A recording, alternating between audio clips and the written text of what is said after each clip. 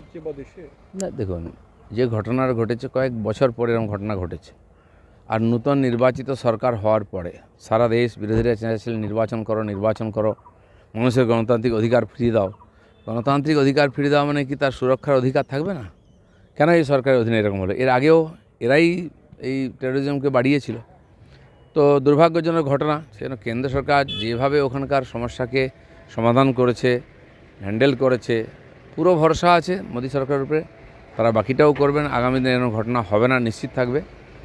তো কিন্তু যেটা হয়ে গেছে খুবই দুর্ভাগ্যজনক, এত বড় প্রাণহানি। সবচেয়ে বড় কথা, কাশ্মীরের ইকোনমির উপর খুব চাপ পড়বে। প্রত্যেক বছর 1-1.5 কোটি পর্যটক যাচ্ছিলেন, ওখানকার মানুষ খুব আনন্দে ছিলেন, তাদের আয় উপায় হয়েছিল, শিকারা খুলে গেছিলো, হোটেল খুলে গেছিলো, গাড়ি ঘোড়া ইত্যাদি ব্যবসা হচ্ছিল, খুশি ছিলেন।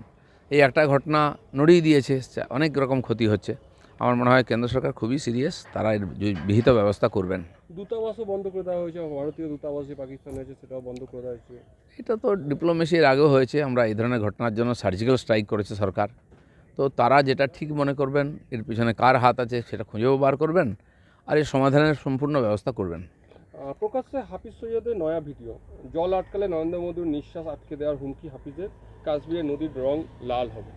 এই ধরনের হুমকি বহু বছর ধরে চলছে, এটা নতুন কিছু নয়। সরকার তার যোগ্য জবাব দিয়েওছে, আগামী দিনেও দেবে। পয়েলগাঁয়ে জঙ্গিদের গুলিতে হাজরা 26 জন, সর্বদল বৈঠক ডাকলো মোদী সরকার। রাজনাথ সিংয়ের নেতৃত্বে হবে আলোচনা, আজ সন্ধ্যায় হবে বৈঠক। এই ধরনের একটা ঘটনা ঘটেছে এবং সেখানে খালি কাশ্মীর নেই, সারা ভারতবর্ষের পর্যটকরা গেছেন।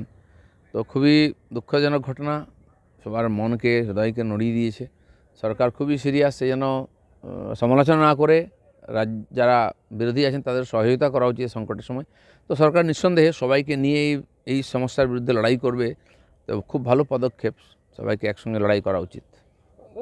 চাকরিহাতে এসএসসি ভবনের সামনে অবস্থান বিক্ষোভ, আজ তার 4 দিন, কি বলবেন?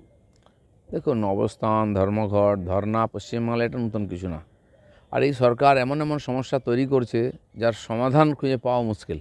সমাধান তো করতে পারে না, সমস্যা তৈরি করে প্রতিদিন, নিজেরাও জড়িয়ে যাচ্ছে। কিন্তু দুর্ভাগ্যের বিষয়, পশ্চিমবাংলার ভবিষ্যৎ অন্ধকার হচ্ছে। আজকে 26,000 শিক্ষকের চাকরি চলে যাওয়া মানে কত স্কুল শিক্ষকহীন হয়ে গেল, কর্মচারীহীন হয়ে গেল।